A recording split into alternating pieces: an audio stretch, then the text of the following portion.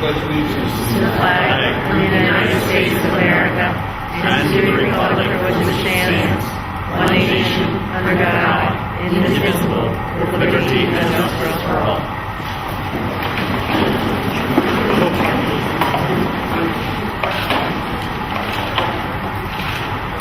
We have one more in these hearings. Thank you. Number 2, buildings and grounds. So there's nobody here today.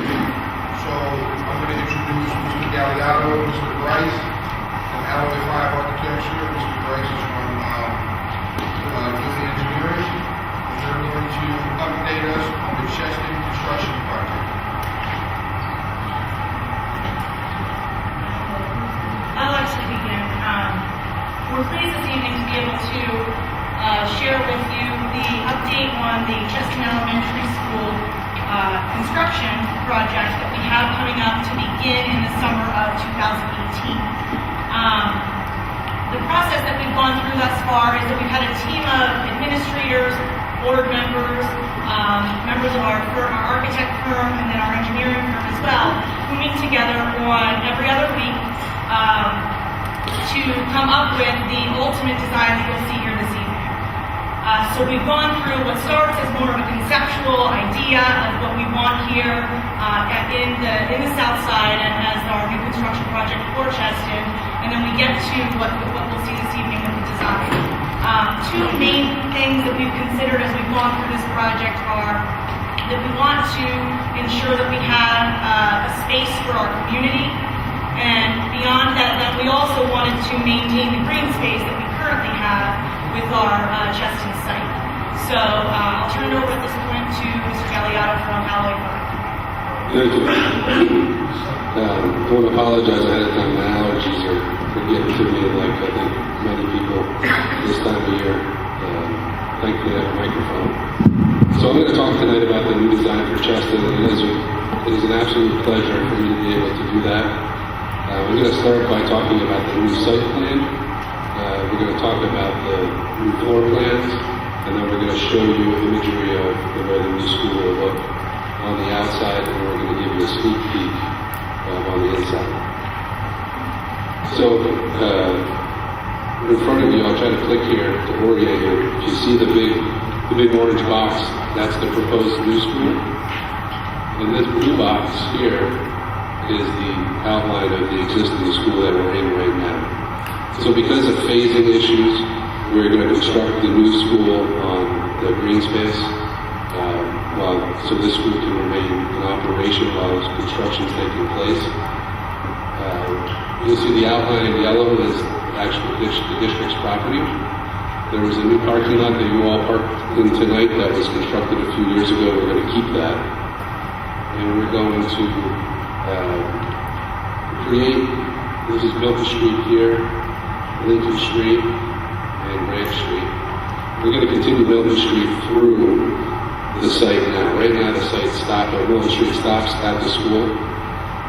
And this street will become more of a pedestrian boulevard, a place for parents to walk. And the new front door will be located right here. We're dealing with two major issues that exist on the site now, which is drop-offs for parents and drop-off for buses. So we're creating a new parent drop-off loop here on Cole Street, and a new bus drop-off loop here off of Reynolds. So those will be completely separated from one another. And the parents and walkers will walk through that pedestrian walkway to the front door. The site sort of lends itself to having one main level, and then a lower level, and an upper level, so you're never more than one floor away from the main level, so it works out really great. You'll see the floor plans. Next slide. I'm sorry, this is just on the wrong side. Next slide. I'll start with the lower level. And this is basically the level along Lincoln Street. We're going to walk in the front of the building here at the mid-level, and then we'll go down. So this is a classroom wing. When we're looking at this structure, we want it to be extremely efficient so we can be economical. So you'll see the classroom wing here is stacked 3 floors, and each classroom is the same dimension and size. And they're all stacked on top of each other for economic purposes. So you have kindergarten on this side of the school, and you have first grade here. They'll have access to a new play area along Reynolds, which will be right across from the Fees Club. And then they'll have one large intercommunicating stair to take them throughout the school. Next slide. And this is the main level. Front door, as I mentioned, off of that pedestrian street.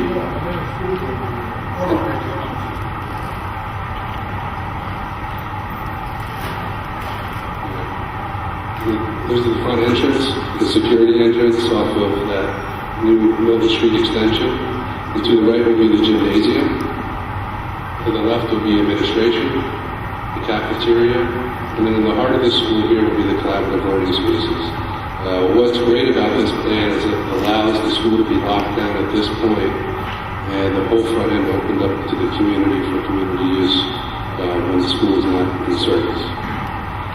Then we'll go back here to the second and third grade classroom wing, which is the exact same footprint that I showed you before. Next slide. And then this is the upper floor, which will be the fourth and fifth grade, which looks almost identical to down below. The idea is to keep everything efficient and everything the same, so janitors don't have to learn how to replace 50 different doorknobs and wallpapers. Next slide. So this is the new front of the building. We wanted to create a building that was sort of timeless and yet modern and economical. You'll see that front door is looking at the new green space that's created when this building here is demolished. We wanted to identify the building with signage so you can see it through the green space. And this area here is the new front door. Next slide. You see that's a large view of the front door. Little colorful, playful entrance. Next slide. This is looking at the building from like Cheston, the old Cheston Park, with basketball court. This is the cafeteria area. And you can see the gateway with people walking up to the front door. So buses will drop off along this loop, and that will be the access to the front of the school. This is the cafeteria here, administration, and you can see the starts of the classroom in the back. This is the area that's right across from the Fees Club right now. This is where the kindergarten and first graders will play in this area. And this is that classroom. Next slide. This is the view of the school along Lincoln Street. It is 3 stories at that point. It's the only point where it is 3 stories, so we wanted to kind of have a bookended masonry brick. The lower level that was brick and the light upper 2 floors, so it wasn't so massive. The ones below, across the street. So this is a view off of Pole Street, looking at the library. This area is the library. Those are those brick bookends that I was just talking about. And this is a separate entrance, community entrance for that community space that we discussed earlier. Here's a close-up shot of that community entrance in the library. And here I'll talk briefly about some of the highlights of the school. This is a typical classroom. You see the new cubbies, new casework, and new cabinetry and furniture. One of the things about the Paxamosa project was every classroom we were retrofitting, so every classroom is different. Here we have the ability to make every classroom the same, so that's what we're doing. Next slide. Here's an interior view of the classrooms. You can see the cubbies in the windows. And here's a sneak peek shot of the interior classroom wing, what a typical corridor would look like. I think that's it. Fast enough? Too slow? That's it. Happy to take any questions. 8 minutes. Happy to take any questions.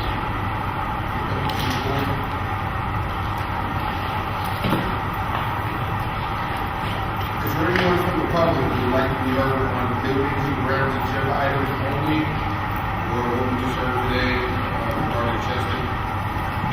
Yes, sir. I want to ask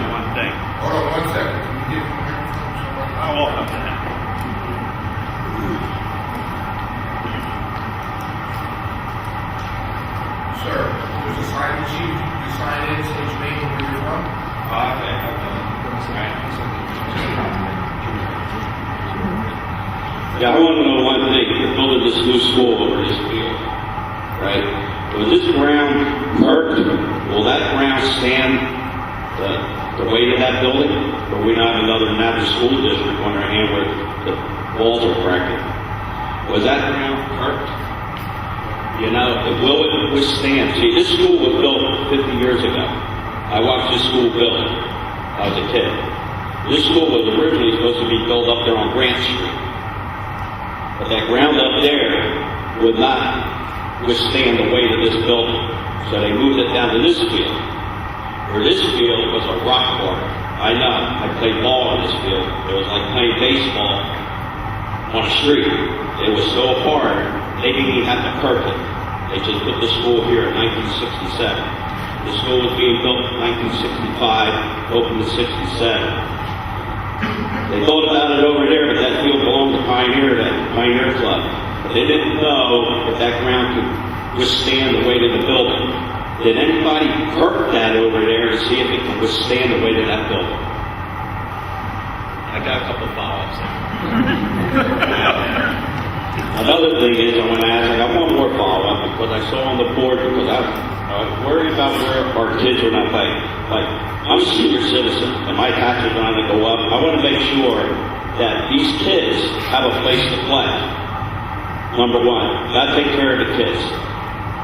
Right. Number two, since this was built, when you go and that school opens up, this school's going to be torn down at the same time. Am I right? Okay.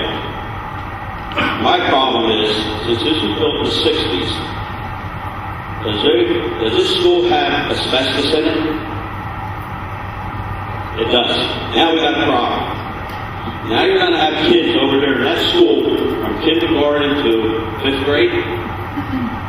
You're knocking this school down while they're at school with that asbestos going in the air. Where's it going? Because the neighbors got to breathe on it. Asbestos is a real fine particle. It can travel for miles. You just tear this down, asbestos not get in the air, and we're not going to have kids that are in kindergarten when they turn 50 years old, they might end up with cancer. I don't think anybody looked into the asbestos in this building when they just tear it down. Something you got to think about was that when you clean the grounds up, is there going to be asbestos on the ground that you want kids to play in? I don't think anybody looked at the big picture of this asbestos thing. It's a big thing. You see it all the time. Where I work at Dixie Cup up in Forest, they had a company come in and took out all the asbestos because they didn't want to do lawsuits. Are we going to have lawsuits in 40 years? I think you hear some of the reviews saying. You see where I'm going with this? You know, I'm worried about the kids with the asbestos. So, Hold on. Sir, can you tell us your name and where you're from? Jim Hermanity. Outside, James Hurt. What's your address? All right, so the first concern, anytime you design a new building on a site, the first thing you have to do is design the building.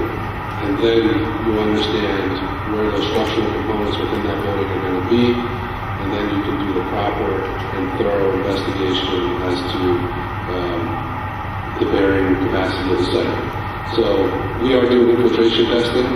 We've done some early testing, but infiltration testing is more for stormwater.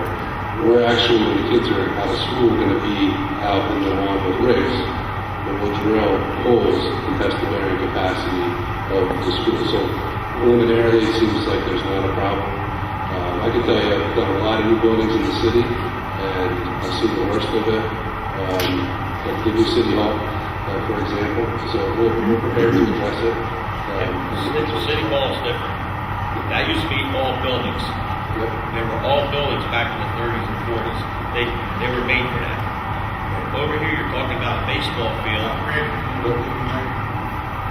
Over there, you're talking about a field that used to get soaked with rain. Now, we couldn't even play baseball on that field. They had to cancel our Little League baseball games because it got so soggy. So my concern is the school going to withstand it after 20 years without the walls cracking and we having another school district on a problem, you know, with the sinkholes and all that. I know, right? But see, that's where you guys come in, right? But the asbestos scares me. So, just to follow up, we're going to do additional probing when the kids are out of school. And we'll do any type of modification to the soil during construction that's required for that bearing capacity. I mentioned earlier that the school kind of lends itself to have a middle level. So what happens is we're actually bringing in a lot of fill as well. So we're relying on new structural fill for the building stability. So let me just, there's a place to play, it's a big green space, it's going to be what's here now. Here it is. What will be. Are you bringing dirt in?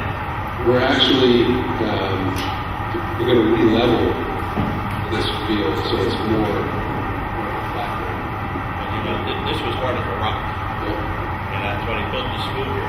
You may end up bringing in, I just want everybody to be able to hear you. I thought I had a big mouth. You might end up bringing in topsoil that is not in your budget yet. You might have to bring in 2 feet of topsoil and level it all out to make it a good playing area. Because this ground is hard. And if you don't do anything like that, it's not going to be good for kids to play. We did account for that in the budget. One disadvantage of building a school, while you still have a school, you can't balance the site with the cut and fill, so we are bringing material in for that reason.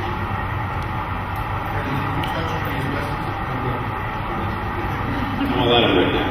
I'm gonna roll. But the thing is, when you knock this building down, how are you getting rid of the garbage? In other words, of all the building itself.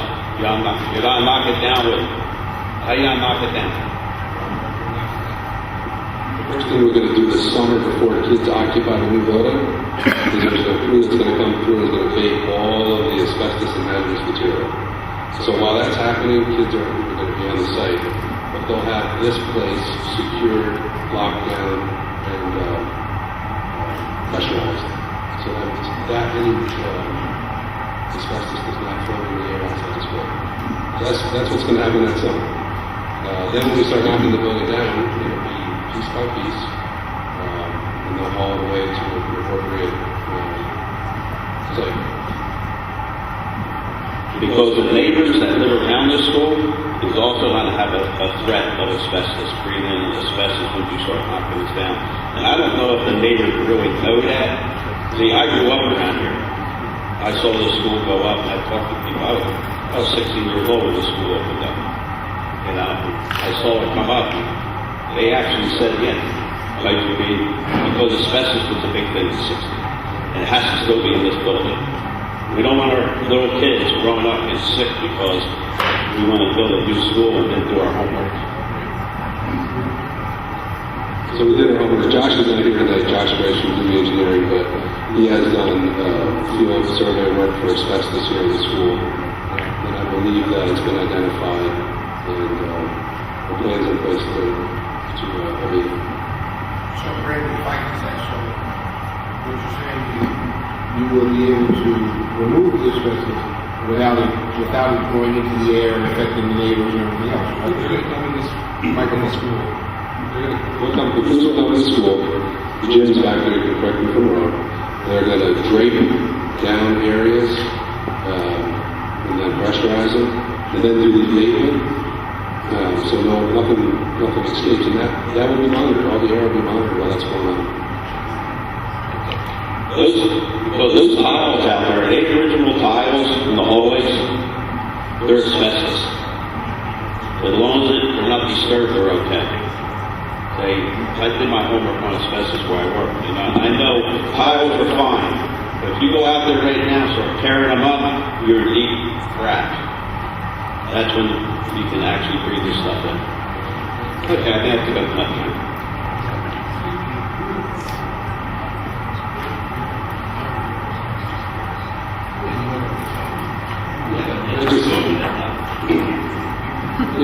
These are reports that we know where it's at. There's a process in place that will follow to remove it appropriately. I know that there's young kids over there that their kids might end up coming to school. We don't want anybody getting sick. I have two of them myself.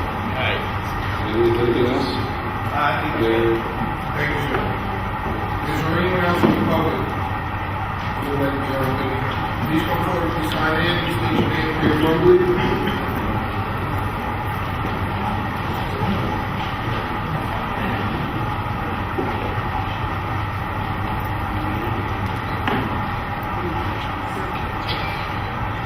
My name is Tiffany. My question is, in that slide, the classrooms were a little smaller.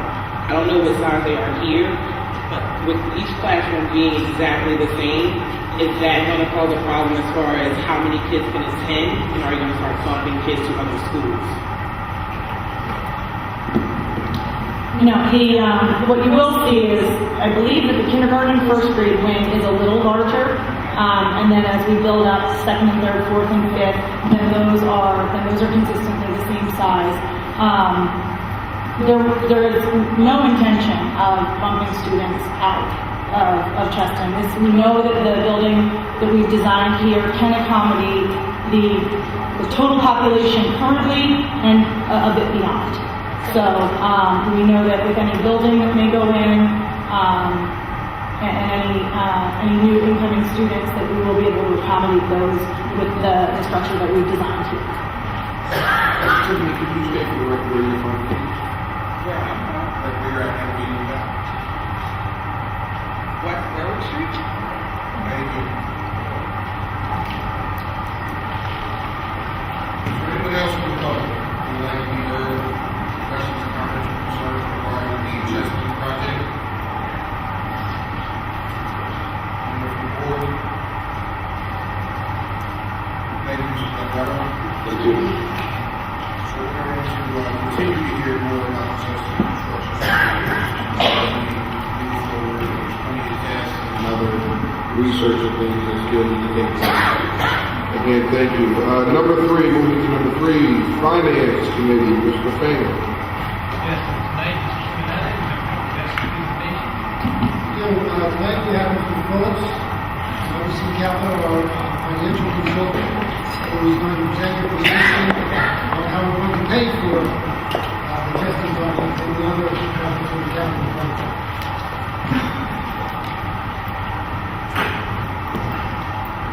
It's a pleasure to be here. We're going tonight to,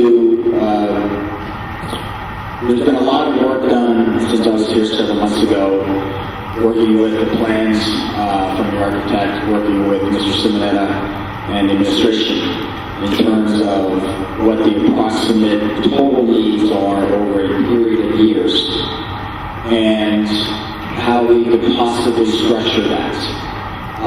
So tonight we're going to talk about several things. We're going to talk about the size of the financing that we want to do the parameters resolutions for. The parameters resolutions, as you know, we've done it for every financing we've done for the last 7 years. We established parameters in the state of Pennsylvania. We established a maximum amount at a maximum rate that is basically a placeholder. It's there at the state, it's filed at the state, it's on the books that we can then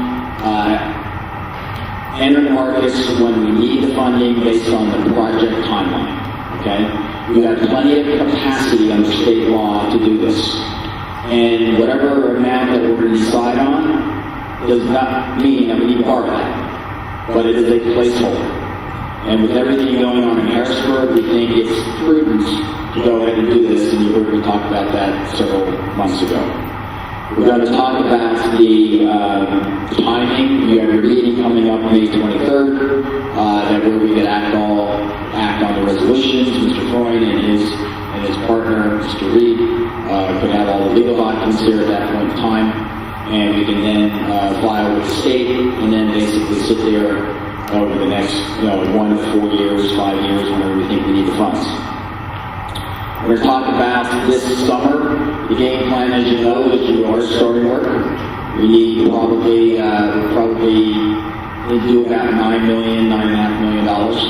So that would be in this resolution. That would give us the flexibility to go ahead and get those funds for you probably in that July to August, September timeframe when you need it.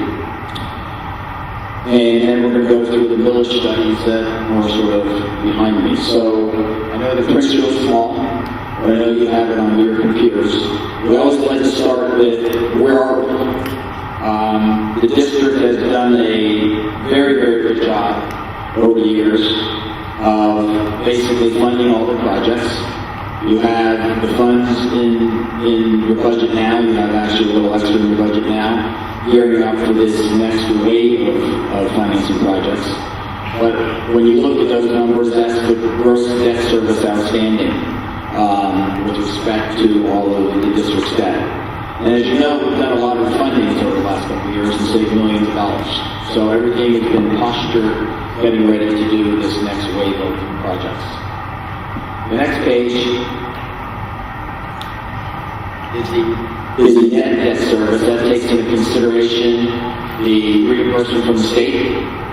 So on a gross basis, we're roughly about $13.7 million. On a net basis, a little over $12 million.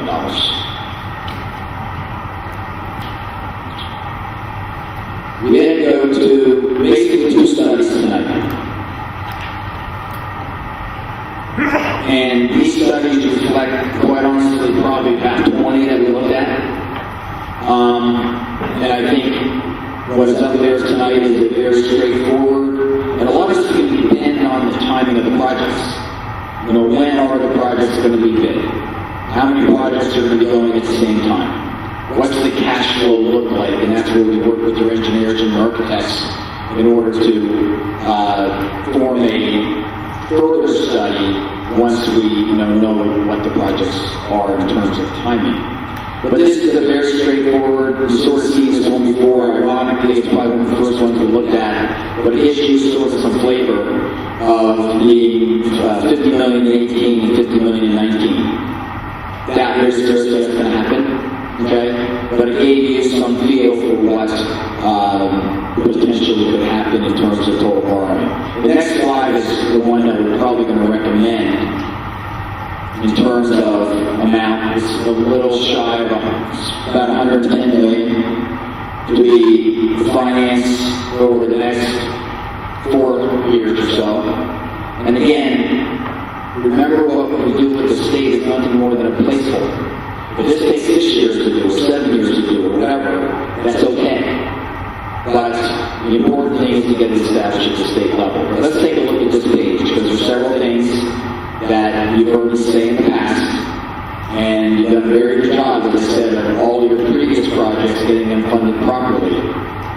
This anticipates the $9 million yield in 17, $35 million in 18, $35 million in 19, $30 million in 20. And that could end up being out to 21, 22. It could be $40 million in 18 and $20 million in 19. We don't know that. This just gives us some flavor for, how we would go about phasing something in. The column that says total net debt, you see in 17, $12,219,000. We need to get from $12,219,000 to a little shy of $17 million. Based on all of our estimates, all our projections, we can't predict interest rates in the future, no one can. But using all the assumptions this evening, we need to come up probably $4.5 to $5 million over the next 4 to 5 years. Now, we also, when you look at footnotes, we assume no reimbursement here. Okay? Plan con is one of those things where, hopefully your projects are in before they bid in, I think, so we may get some reimbursement. We don't know that yet. So everything's at 100% local effort. We get some reimbursement, it's a totally different story. But you really start to look at the column that says the new mills, we're about 0.59, 0.58 mills for debt service, okay, towards these projects. So no matter how you slice it, if the total borrowings would be roughly $110 million, if they would be financed in this type of capacity, this type of structure, you need a little shy of 3 mills to go ahead and do all these projects. Now again, no reimbursement calculated in, timing is not exact, so maybe it can be done over, 6, 7 years. We don't know that. But this is the same thing that a lot of your neighboring districts and districts across the state are going through. And there's a lot of projects just like this. We have 3 projects between 100 and 150 million that are long-term projects based over a 4 to 7 year period. Everyone's in the same boat, it seems, with respect to what you need to do to your schools. So, questions on this slide before we start talking a little bit about timing, a little bit about what Mr. Freund and Mr. Reed would be bringing to the board, subject to your approval, obviously. Questions? Yes, Jen. Property coming in placeholder. That's a new term for it. Give me the purpose of placeholder. Bob's question was, what's the purpose of a placeholder or doing the parameters? Maybe it's just a new word that I use about that. It really, I'll like it to a corporate financing where it's a shelf registration. So you do one maximum parameter. So you don't know the timing of all this stuff. So instead of saying this year, we're going to do a $30 million financing. And we need 9 or 10 this summer.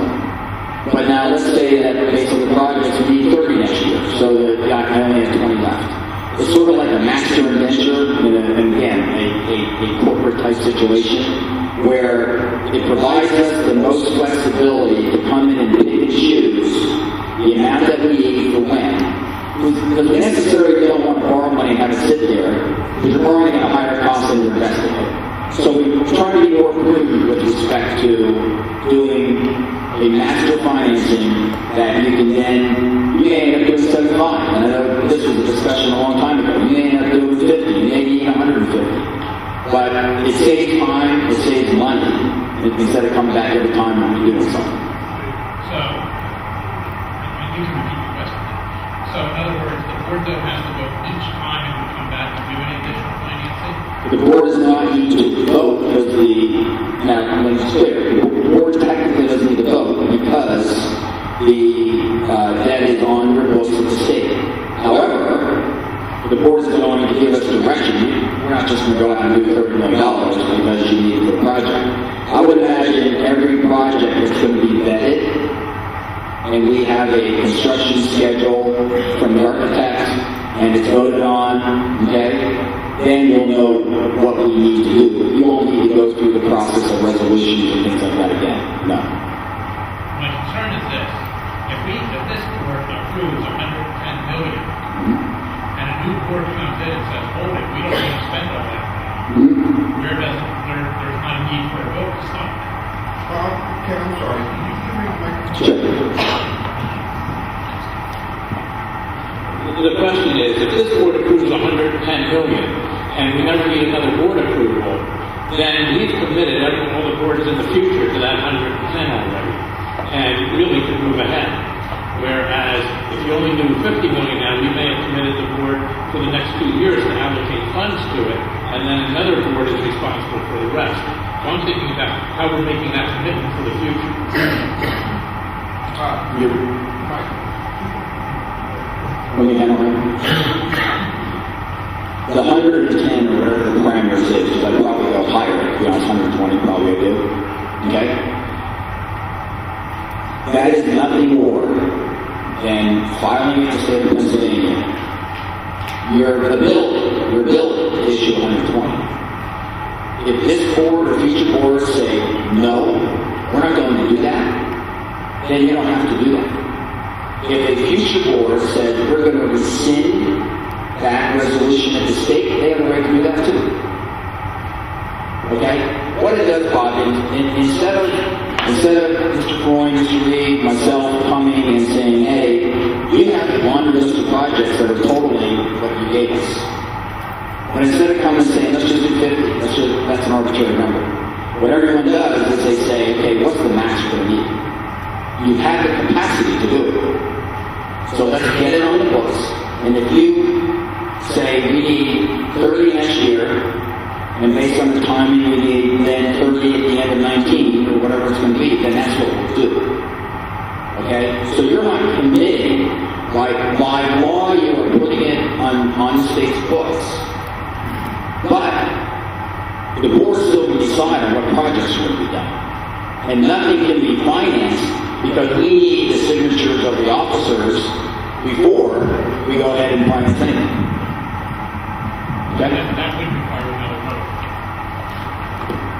So that would require another vote by the board to authorize the additional borrow. Even though we fall under that cap, the board would still have to authorize. The only thing the board can authorize is the projects. Let's say that the vote for this school is 6th grade. Then we're told we need $20 million. So we go out and get $20 million. Okay? So let's say the vote is 3-6. Then there's obviously no money going to be financed for this project. Or other projects, like the issues that we were here tonight. So the vote is only to incur the debt under Pennsylvania law. We're not issuing the debt, strictly incurring the debt. The only way the debt gets issued is the board voting on the projects. We can't issue the debt. You have to tell us, hey, we need $40 million for the project. Mike, a question for you. Looking at this chart here, the new mills are 0.58. We're starting at 7.64.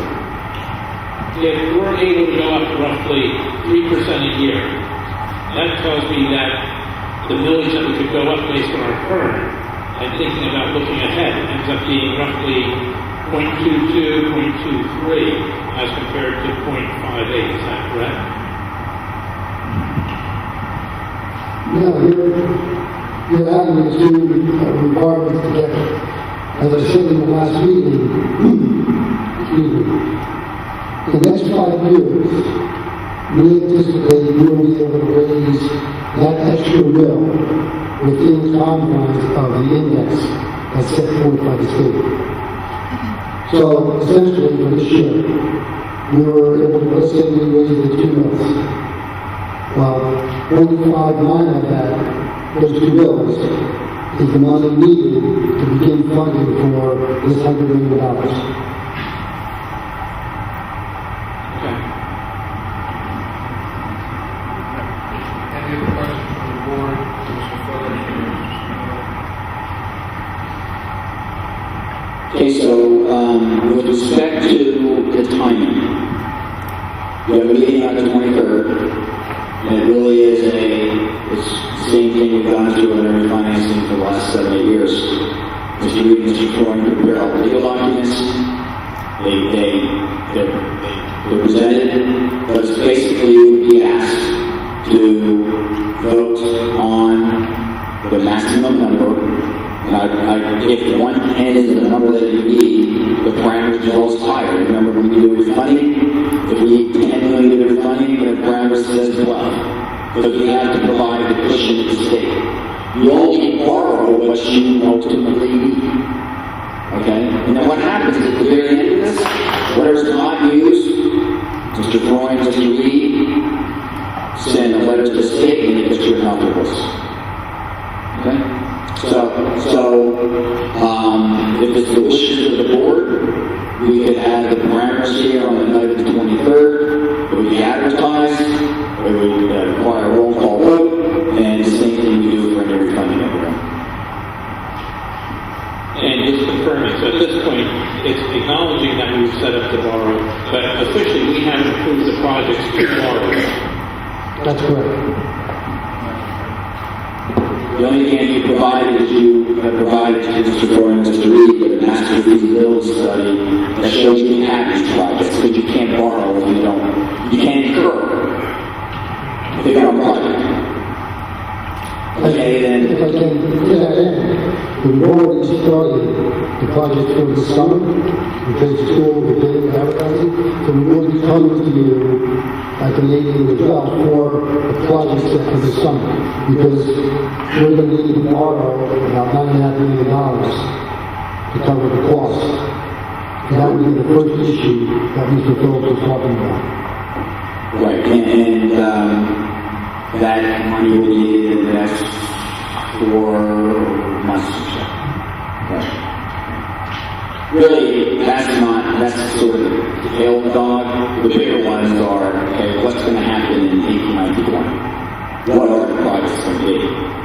you know, the great work being done by your engineers and architects is going to present a master plan to you, which they basically have, of, okay, these are the projects that need to be done, this is the estimated timing, but you're probably going to flip-flop some of that stuff based on, you know, what's needed.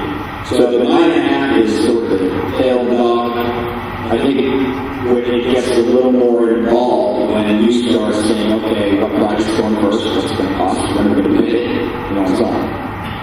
But I think it's really a good, I feel that every school we're doing, we have a laundry list of projects that you do. We're doing it under master resolution, and then you're going in and it's several years long before it gets completed. So I will, Mr. Cornell, be in touch with Kevin, and we'll get the documents here for the board to take action on the 23rd. Thank you. I'd like to just add one thing.